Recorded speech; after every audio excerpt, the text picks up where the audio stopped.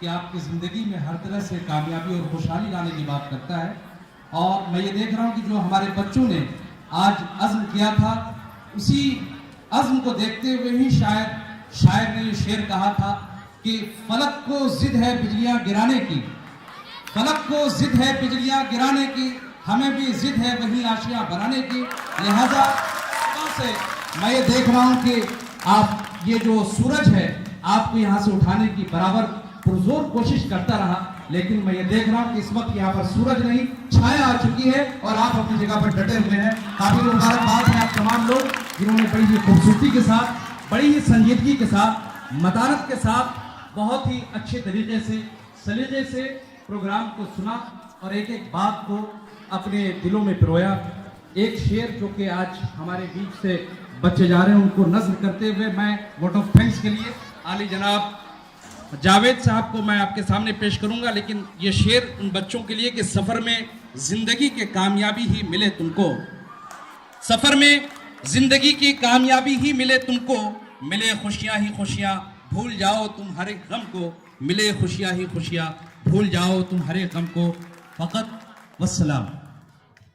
السلام علیکم.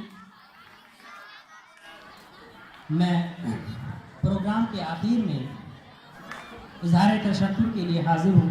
میں پرنسپل صاحب اور شریک حیات پرنسپل صاحب، اساتذہ کرام، management committee, decoration team, office staff, refreshment committee, seating arrangement اور 11ویں جماعت کے تمام طلبہ و طالبات کا شکریہ ادا کرتا ہوں جنہوں نے اس پروگرام کو کامیاب بنانے کے لیے دامے درمے قدمے سخنے محنت اور جافشانی لگن کے ساتھ کام کیا. میں رخصت ہونے والے 12ویں جماعت کے طلبہ و طالبات کو علامہ اقبال کے شعر کے ساتھ رخصت کرنا چاہوں گا کہ مٹا دے اپنی ہستی کو اگر کچھ مرتبہ چاہے، مٹا دے اپنی ہستی کو اگر کچھ مرتبہ چاہے، کہ دانا خاک میں مل کر گلے گلزار ہوتا ہے. شکریہ. السلام علیکم.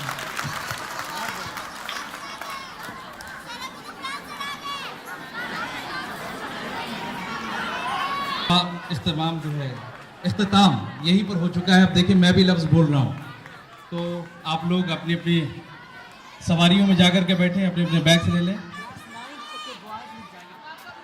کلاس 9 کے بوائز